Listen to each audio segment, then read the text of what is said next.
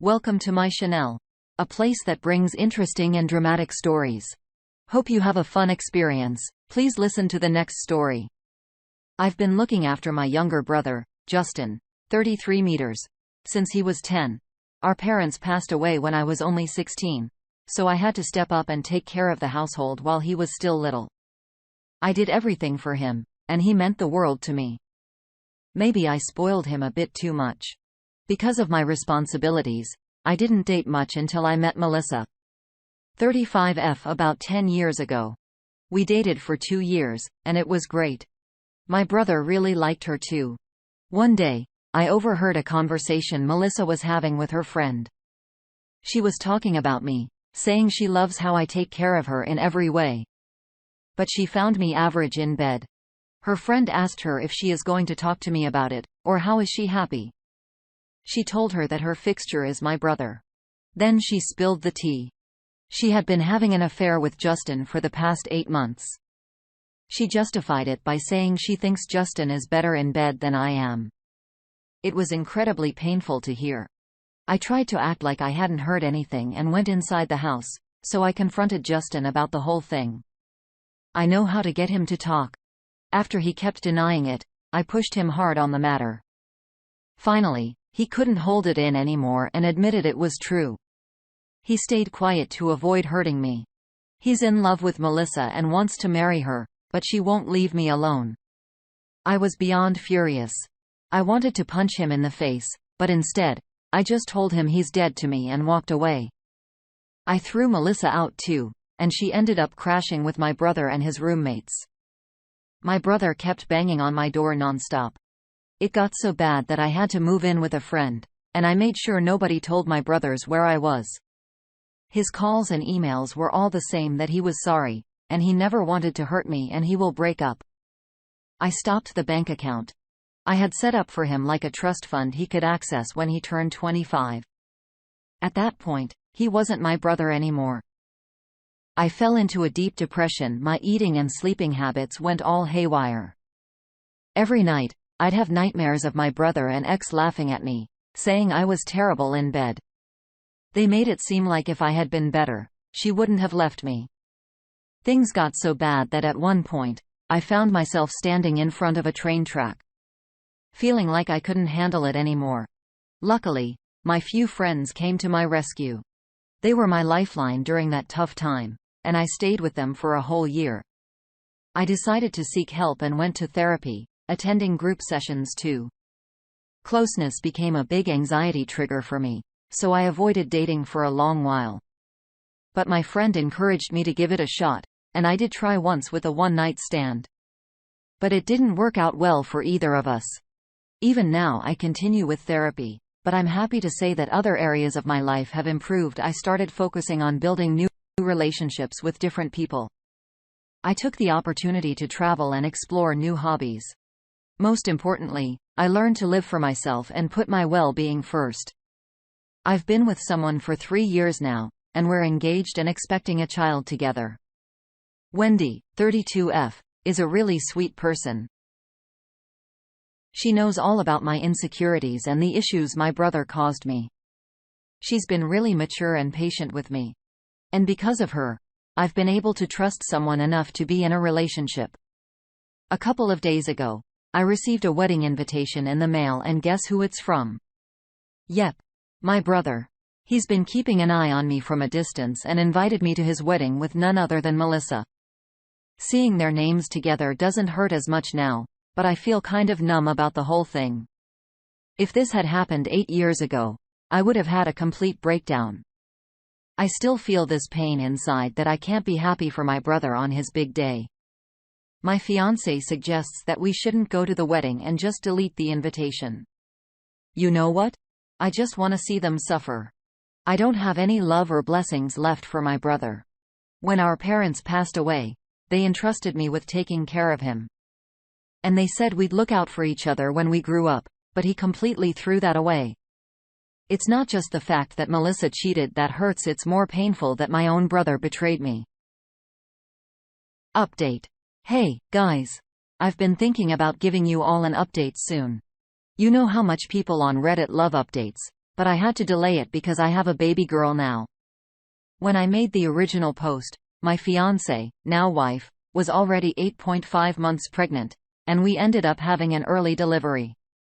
Our baby girl, Emily, is just the cutest little thing, bringing so much joy to both of us.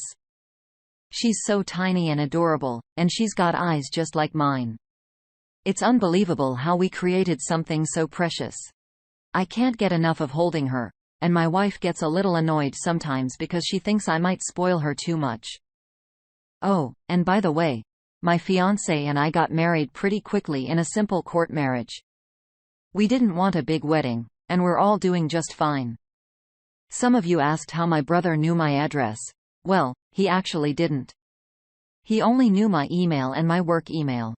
He probably figured out which company I work for, and from there, he tracked down my email and sent an invitation. A few days ago, I received another email from my brother. I had forgotten to block him, so it got through. Usually, I don't check my work email much since most things are forwarded in Slack. In the email, my brother poured his heart out. He acknowledged that he knows I won't come to his wedding, but he still wanted me there on his big day. He apologized for what he did and admitted he'd never forgive himself for his actions. He knew he shouldn't have slept with Melissa, but he did it anyway. Growing up, he had always been jealous of me.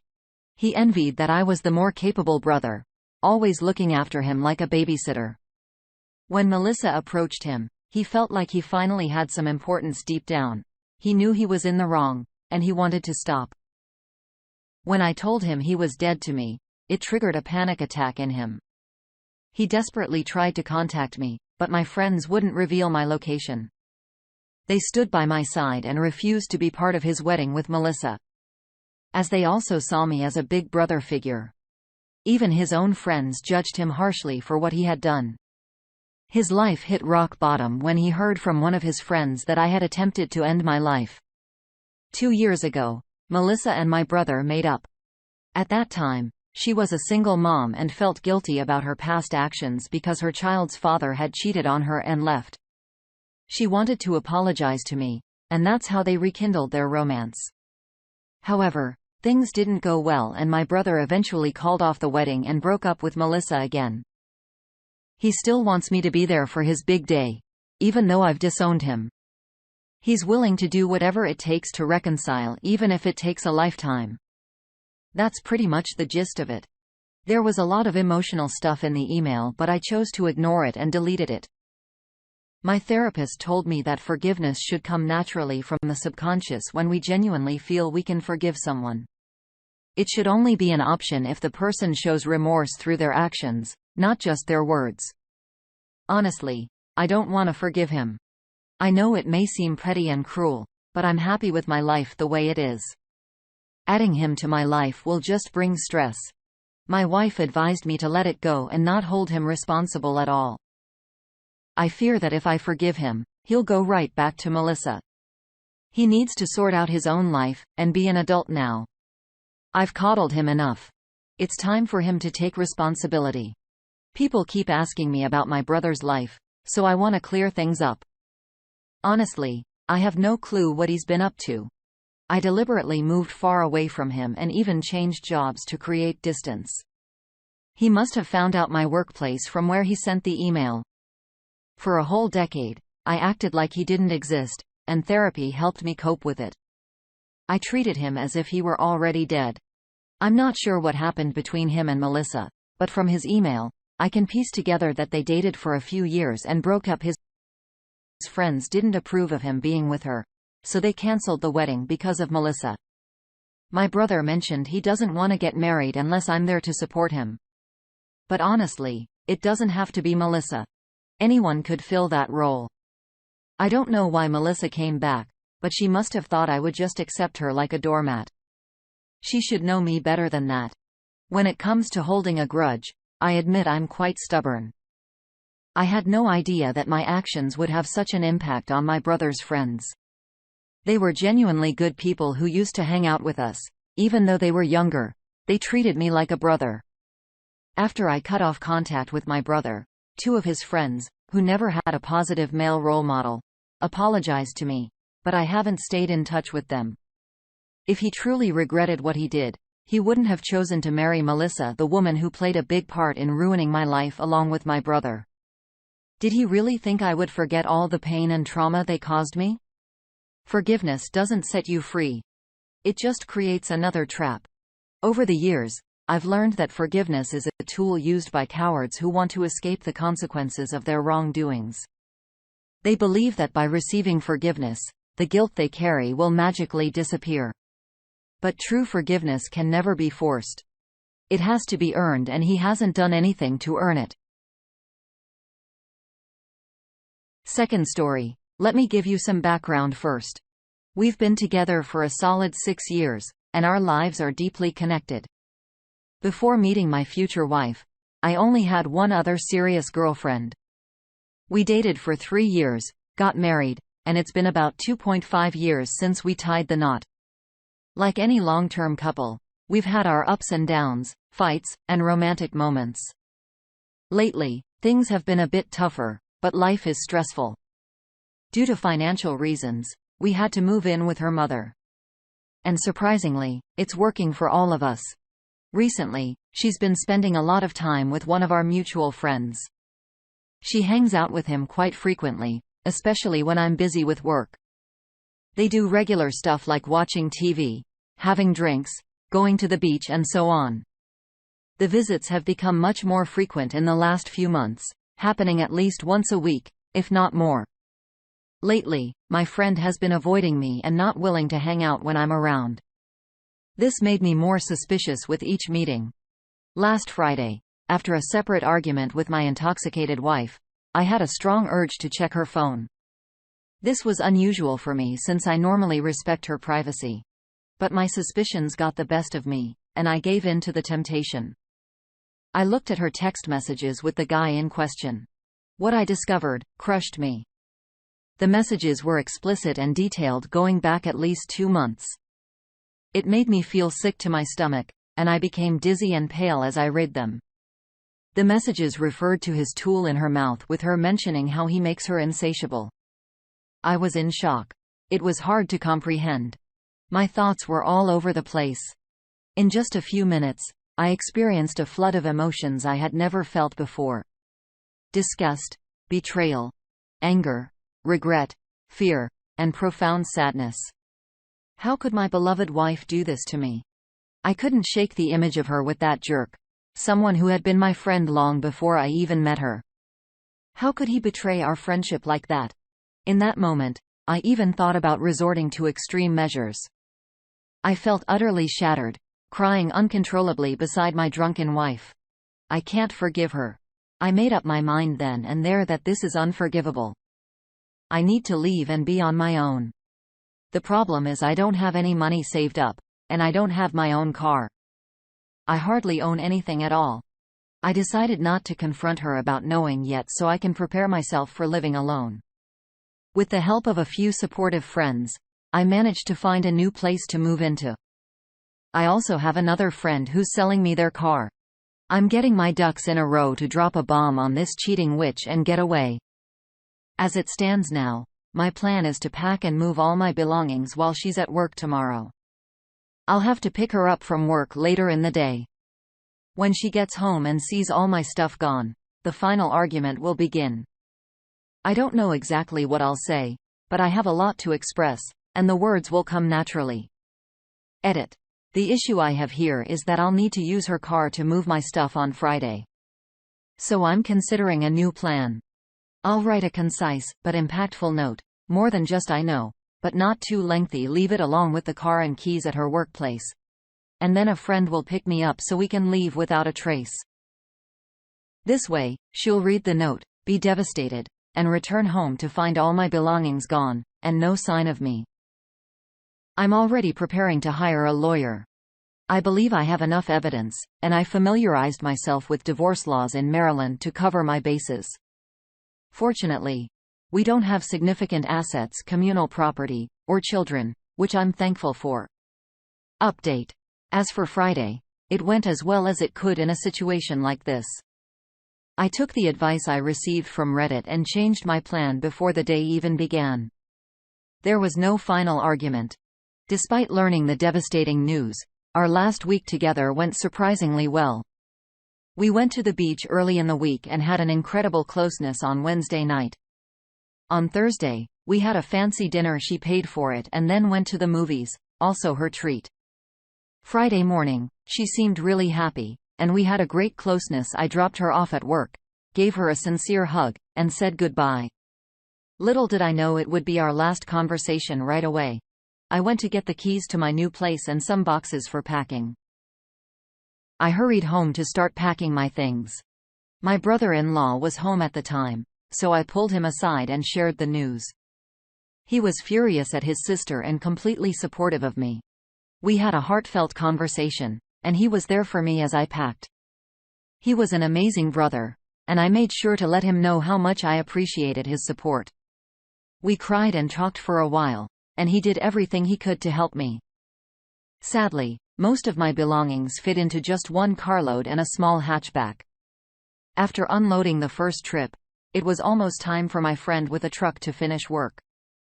I went back to my old place, and my mother-in-law was there now. We had a long conversation, and she offered her support. While she didn't take sides, she understood my decision and was very encouraging. She assured me that I could count on her for help anytime and that I was still considered family to her. We talked and cried together for a while, although she hoped we could work things out. I explained that I could never forgive her daughter, and she respected my choice. I left my wife's car at the house and asked my mother-in-law to pick her up after work. Throughout the day, my wife was going crazy because I was ignoring her. She tried to reach me multiple times, called and sent countless messages, but I ignored them all. She even started calling my friends and family, worried that something had happened to me. When they spoke to me, I asked them to tell her that they couldn't get a hold of me either. I initially planned to leave a note at home, but I got caught up in emotions while talking to her mother-in-law and completely forgot. I might be seen as weak, but eventually I did send her a message saying, "I'm not going to discuss this right now, and I'll continue to ignore your texts. There's nothing you can say to me at this moment. I hope you're happy with him, and I hope it was worth it. I can never forgive you." Of course, after that, she sent me a few messages, begging and apologizing. She admitted what she did, said she felt like the worst person in the world, and claimed that I am the love of her life and the only one she wants. She even had the nerve to mention, "We broke it off almost 2 weeks ago," as if that's supposed to make me feel better. I haven't responded to anything else she said.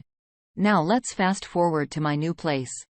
Unpacking and settling in has been great for my morale. I'm in high spirits, feeling optimistic and alive.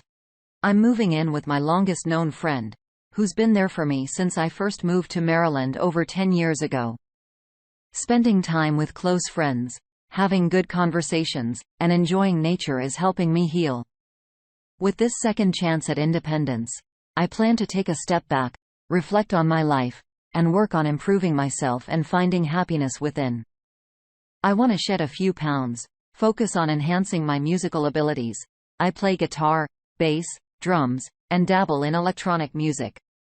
And most importantly, go out and experience the world and the people in it. Traveling a bit, meeting new people, and exploring new places are some of my goals. Despite the terrible situation I'm going through, I feel revitalized and full of energy. Update. I haven't shared an update because I don't think it would be as exciting as the divorce story. Life is unpredictable and doesn't always go as planned. But in general, things have been going well. I'm enjoying my independent life, and I even have a new female friend. I'm still waiting for a year of separation to finalize the divorce. Third story. Just to give you some background, we were married for 16 years and together for 20. We have 4 kids, age 24, 17, 10, and 7. I found out about her affair with a coworker after hacking her phone and seeing their messages. The divorce was finalized in December. In December, I learned she was seeing the affair partner right after moving out through a text meant for him, but sent to me. Overall, our divorce has been very friendly. I got to keep the house, my car, Harley, and business. She only asked for child support. Nothing more. We're still good friends, but she lies to me a lot. So I'm cautious about what she tells me. We're doing a great job co-parenting our kids. The issue was that my ex decided to work extra hours today and asked if I could take care of our 7 and 10-year-old boys. I had no problem with that. But as soon as we got in the car, my 7-year-old started bombarding me with questions about Mom's new friend. Apparently, the AP and his 12-year-old son stayed over at my ex's place last Friday. The AP apparently slept in bed with my ex. The AP's 12-year-old son had a sleepover with my 7-year-old and told him, "My dad and your mom are boyfriend and girlfriend." Which left my son feeling confused. He was also told that the AP's dad might become his new dad. And to top it off, my son asked why this guy was sleeping in bed with his mom. On Saturday, they spent the day shopping at the trampoline park, having lunch and acting like a family. I was totally blindsided by all of this, and it's clear my ex didn't have a conversation with our son about it. This was the first time my son met these people. I don't think it's fair that I have to clean up my ex's mess, and I find it highly inappropriate for the AP to sleep in her bed. We're not fully divorced yet, and neither is the AP. How should I handle this situation? My son is confused, and I don't think I should have to cover for his mother's bad decisions. Several months later, my ex called me crying and asked if I could take the kids overnight again. I was concerned and asked what was wrong. She replied that karma hit me hard. She explained that something felt off, so she decided to check her affair partner's phone while he was in the shower. To her shock, she found a long string of messages on Facebook with texting pictures and explicit conversations, the same way I had discovered her affair. My ex is 39. Her affair partner is 52 and his new affair partner is married in just 28. Now don't get me wrong. Part of me wanted to rejoice because it finally happened to her. I had warned her from day one that the guy was a predator. However, after listening to her, I realized she was deeply in love with him. And another part of me felt sorry for her. Interestingly, she apologized to me more that day than she ever did about cheating on me. She said things like, "I am so sorry I put you through this, and I never realized how much this hurt you." I took her apologies with a grain of salt because I've moved on and found someone else. We've been happily dating for the last 6 months. The main point of this post is to let everyone know that even in the toughest divorce situations, things can work out. And sometimes, karma will step in and bring a small piece of retribution. 2 years later, there was nearly a second cheating incident with the affair partner, but my ex caught him before they could meet. She has complete control over his phone, monitoring all his apps and constantly checking his messages. Sounds like a living nightmare to me. My ex and the AP are still kind of together, but it's a really strange on-off situation. Let me explain. According to her, they're not together. And both of their Facebook pages say they're single. However, she still occasionally wears his engagement ring, just like she refused to return my $12,000 wedding ring. She stays at his apartment now and then, but claims they're just friends. Yeah, right. Who stays over at their ex's place, sleeps in their bed, and calls it just hanging out. It's amusing how she thinks everyone is naive enough to believe that. In the meantime, she had to change jobs because she was really close friends with the plant manager there. They were always talking, going to lunch together, riding Harleys, taking walks on breaks, and all that. Rumors started swirling around, and things got messy at work. Her work friend is a married guy with 3 kids, but he still visits her place occasionally and takes her out on Harley rides, to the movies, or whatever they do. Apparently, our teenage son caught them kissing in the driveway, and he didn't know who the guy was. So he called me to ask, and I played dumb, telling him to ask his mother who that was. He got the impression that she and the AP were still together because the guy was over the day before, grilling out and mowing her lawn. Then there's another new guy on the scene. She won't say how or where she met him, but they went on 2 dates and she didn't seem too interested in him. It turns out they knew each other from a previous job, and he kept talking about how he wanted to be with all her friends and coworkers from back in the day. The other day, we were discussing retirement. I told her about my plan to semi-retire in 6 years. Once child support ends, and all the kids turn 18. My idea is to move to a warmer climate down south. She started with a sob story saying she had to raise all our children while I built the business, and she'll probably have to work until she dies and will never get to retire.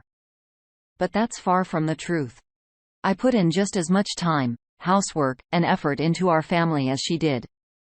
There were even a few years when I did even more than her while she was out partying with her friends, 4 or 5 nights a week. In response to her, I said, "You made your choice to leave me and go with your AP." It was amazing to see the expression on her face. I used to be her retirement plan, but now she only has $14,000 in her 401k, and she's in her early 40s. Even if she stays with her AP or goes back to him, he doesn't have much money saved up for retirement or any significant savings at all. So there's some karma in that. Here's some advice for those of you going through a divorce or about to go through one. My life was completely shattered from October 2018 to December 2019 when our divorce was finalized. But fast forward a few years to now, and I've never been happier. I'm planning to retire early and enjoy some beach time. My relationship with my kids is stronger and better than ever. When things seem dark and terrible, be a good person. Don't lie or deceive. Avoid being malicious and don't involve the kids in any conflicts between you and your ex-partner. Keep your head up and keep moving forward. The further you walk away from the darkness, the better your life will become. Fourth story. I, 40F, have been silently observing on Reddit for a long time, never sharing my story. It's a typical Reddit tale you might come across, but I feel the need to let it out to the world. Thank goodness for Reddit. So let me tell you about my sister. 43F, whom I'll call Ursula. Yes, like the villain. She's always made my life a living hell. Ursula is incredibly manipulative and a narcissist. She acts nice to me when she needs something, but then completely ignores me afterwards. When we were growing up, I thought we were closest sisters. We didn't have the usual fights that make sisters jealous of each other. Now looking back as an adult, I believe she actually hated me. She used to give me backhanded compliments like "Your face looks better with your glasses" or "You have a boy crush." I thought you were a lesbian. I used to be a tomboy. I always tried to be like her and be everyone's favorite, thinking she was helpful and kind, or at least that's what she wanted us to believe. She always made me feel insecure about my looks and the people I dated. When I was 17, I had my first boyfriend. And she made me believe he wasn't right for me and so on. I ended up breaking up with him, my mistake. Later, I moved out of state for college studying engineering while she went to business school. Yet, whenever I returned home for holidays, she would still give me those backhanded compliments. At 21, I started dating my ex-husband, Jordan. Thankfully, at that time, my sister was focused on someone else, so her attention wasn't on Jordan. He also wasn't her type. We dated for 3 years and got married. For 4 years, my life was happy. But during that time, my sister announced she was pregnant. We all assumed it was from her then-boyfriend Remy. One day, I visited my sister with some food for her pregnancy. She gave me permission to enter her place and handed me a key. As I went inside without knocking, I was surprised to find Jordan's shoes outside. Feeling suspicious, I entered her bedroom. And as you might have guessed, they were without clothes and had closeness. To keep it short, I divorced Jordan. I was in a lot of pain and devastated. My parents supported me, but they seemed to shift their focus more towards my sister and Jordan. Yes, she was pregnant with his child, and it hurt to see them together. Neither of them ever apologized. They just shrugged it off as shit happens. To get away from the situation, I moved away from home 8 years ago when I got a work contract in England. It was a fresh start for me there. I met Peter, a single dad, and we fell in love, got married, and now have a son together. I don't have any contact with my sister. I rarely talk to my dad, but he keeps me updated. Recently, I found out that Jordan and Ursula got married and had 2 more kids. That's pretty much all I knew about them until now. Turns out Jordan cheated on Ursula. And they're going through a nasty fight.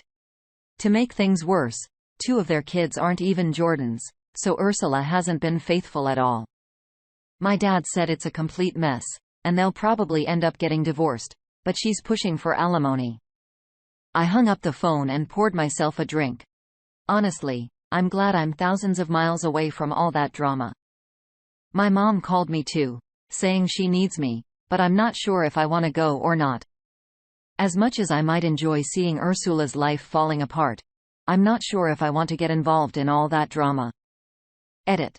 Since people seemed curious and want all the details, I thought I'd add more information. My sister cheated on Remy, who was a really nice guy. He was devastated when he found out that my sister's child wasn't his, but actually Jordan's. Afterward, Remy moved on and found a wonderful wife. I still follow him on Instagram. My parents were angry at Ursula, but she's a manipulative person and convinced everyone that Jordan forced her into having closeness with him, threatening to divorce me if she didn't comply. She made it seem like she was saving my marriage by sleeping with my husband. How typical. I got married in London, but my relatives couldn't come due to the long distance. However, my father was able to attend. Unfortunately, my mother couldn't come because she was recovering from back surgery at that time. Some people wrongly believe that my parents were bad, but that's not true. They were just regular human beings. I understand they were in a tough situation having to choose between 2 kids. Besides, they were becoming grandparents and couldn't abandon my sister. Even though she's difficult, they didn't let her get away with everything. They supported me during my divorce and paid for my therapy after it. They couldn't completely cut off Ursula because she was pregnant. My dad and mom have a strained relationship with her and Jordan, but they haven't disowned them because of their kids. My dad even refused to walk Ursula down the aisle at her wedding, which I didn't attend. However, I kept in touch with my parents after I moved to England. And they were supportive of me. My mom couldn't come to my wedding due to her back surgery as she's in her 60s and has various health issues. My dad attended the wedding. Later, my mom managed to visit me after my honeymoon, but she was devastated that she couldn't meet my son due to flight difficulties. I'm now going back to my hometown for some business, and I would have gone regardless of the phone call. It's been 4 years since I last saw my mom and dad, and I missed them. Despite my feelings towards my sister, I don't hate my parents. I may have given the wrong impression of my parents. They are not bad people. And they do love both of their kids. I don't believe they sidelined me. My dad and Ursula's relationship is still strained, but he's only involved because of the grandkids. My mom is the same way. I never asked them to cut off Ursula because she needed them, but I kept my distance from her. They still don't like Jordan and Ursula. My dad even refused to walk her down the aisle when she married Jordan. I distanced myself for my own reasons. I got a job in the UK and traveled around Europe, something I always wanted to do. Now I'm settled in my life with my 4-year-old son, husband, and stepdaughter. My mom and dad still keep in touch with me. Unfortunately, I haven't had the chance to meet my mom in 3 years because of COVID and other issues. Now I might have to visit my hometown because of a project, and I also miss them. I don't blame my mom for not attending my wedding. She had a surgery and it was difficult for her to move. She was present on video chat during the whole ceremony. It's been 4 years since we've seen each other, and I believe she misses me a lot. I miss her too. Update. So I arrived in my home country with my husband and son. My mom and dad picked us up from the airport and it was wonderful to see them after so many years. They look tired and pale as if they haven't eaten or slept well for a long time. My mom was especially happy to meet my husband and son since she hadn't met them before. I asked them not to tell my sister that I'm here, as I'll only be staying for a few weeks before leaving. Right now, I'm staying with my aunt. As for my sister, my mom told me she's living with her and her kids. I learned some things about my sister. She was having an affair with her former married boss, and it turns out the 2 kids she has are actually his. The boss's wife found out and confronted my sister, resulting in a physical altercation. Interestingly, the company where the boss works is owned by his father-in-law. Yeah. Her boss is going to lose his job because of the affair. My sister had already switched jobs before all this drama unfolded. But she continued the affair. Now, because of the whole situation, she's at risk of losing her new job too, as the company's owner is friends with the boss's wife. It's like she's gotten herself into a difficult situation she can't escape from. Jordan has also quit his job because he refuses to pay my sister alimony and child support for the kids that aren't his. He's planning to sue the boss for child support for those kids. They are constantly fighting, and my mom says it's taking a toll on Jordan's mental state. On top of that, he was also having an affair with his coworker. My mom wants to kick my sister out, but she can't because of her kids. She may hate my sister, but she doesn't want to punish the innocent kids. I can't help but feel sorry for those children too. They don't deserve to be caught in the middle of such a messy situation with their parents. I want to make it clear that my parents are not bad people. They have been very supportive of me. The only reason they continue to have contact with my sister Ursula is because of her kids. I feel sorry for my mom because she doesn't have much time left. And with her illness, she may not have the strength to handle all this drama. I know my sister will somehow find out that I am here, but I am ready for that. I don't want to see her because I know she'll pull me into her mess. But I plan to enjoy the few weeks I have with my husband and child.